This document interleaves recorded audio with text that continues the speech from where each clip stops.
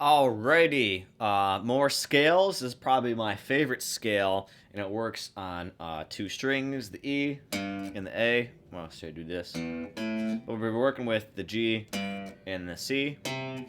So we talked about the G scale a little bit in the last lesson, how it only has one sharp, and that's going to be the F sharp leading into the root note of the G. Anyways, here's the scale. I like to start off with my middle finger, and then working in that pinky. So we have on the E string 3, 5, and that's going to be in the scale 1, 2, 3, 4, 5, 6, 7, octave 8. So E string, the frets are going to be 3 to 5. A string is going to be 2, 3, 5, and then the D string is going to be 2, 4, 5. And always, if you know anything about scales, it's always that leading tone. So the 7 is always a half step away from the octave 8. It's the F sharp going back to the G. So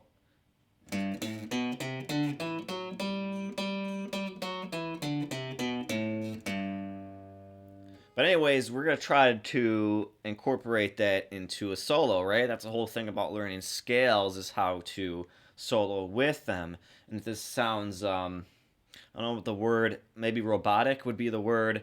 If you're soloing in the key of G and you're just like doing the scale, and it just might sound robotic if you're just going up and down with it.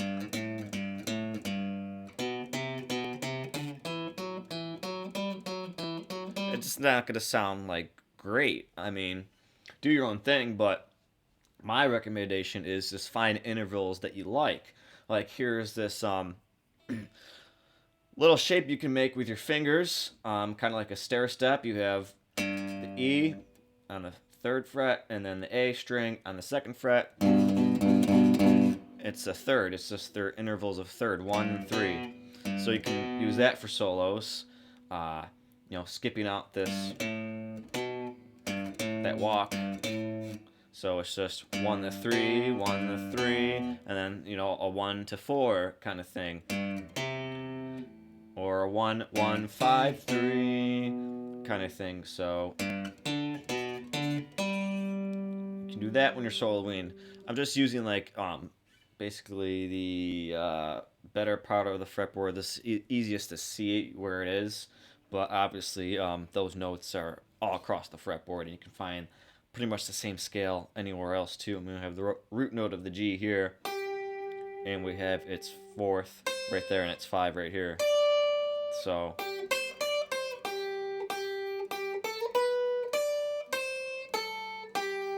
it's all about mixing up, just creating patterns and stuff like that. Anyways, the same scale is on the A string, so we're just going down a string, and this is the root note of C.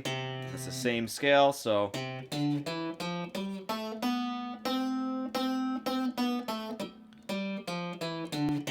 same scale, same formation, I guess I should say, same pattern.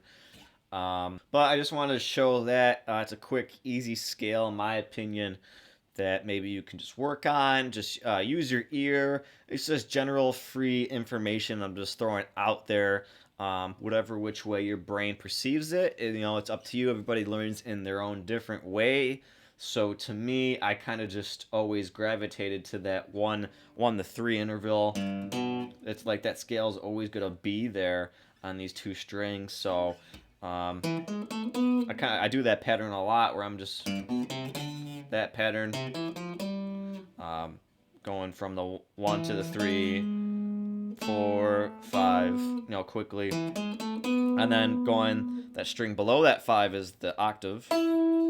So if that resonates to you in your mind, that's all well and good. So obviously we have the G here and the E string of the 3rd fret. We have it again on the 10th string of the 10th fret of the A string.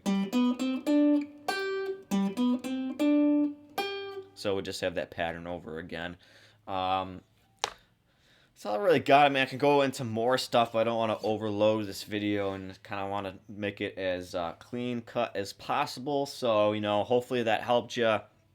It's all relative. Learning is all relative. Like I said, your brain and my brain are going to work totally differently, and go at your own pace. But probably the easiest scale, maybe. Just one that always made sense to me.